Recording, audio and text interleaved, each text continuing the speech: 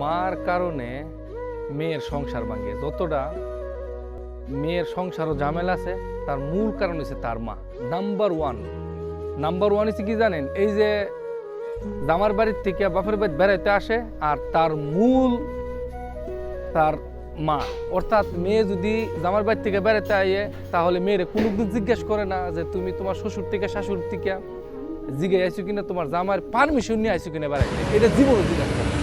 আর এই জিনিসটার কারণে সংসার সবচেয়ে বেশি সংসার ফাটল করে।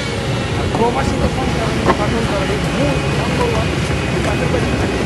আর বাপের বাড়ি থাকলে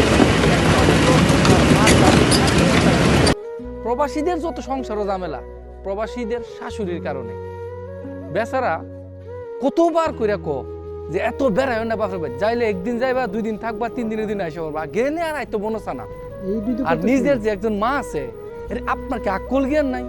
আপনার মেয়ের বিয়া দালাইছেন, এখন আপনার মেয়ে জামার বাড়ি থেকে যে বেড়াইতে আইতেছে, আপনার মেয়ের জিজ্ঞাসা করছেন না? আপনার জিয়ের জামারে ফোন করে বলছেন যে তোমার বউ যতদিন বেড়াইতেছে তোমার থেকে পারমিশন নিছে কিনা? না আপনি তার শ্বশুর শাশুড়ির সাথে কথা বলছেন কোনদিন তো বলেন নাই।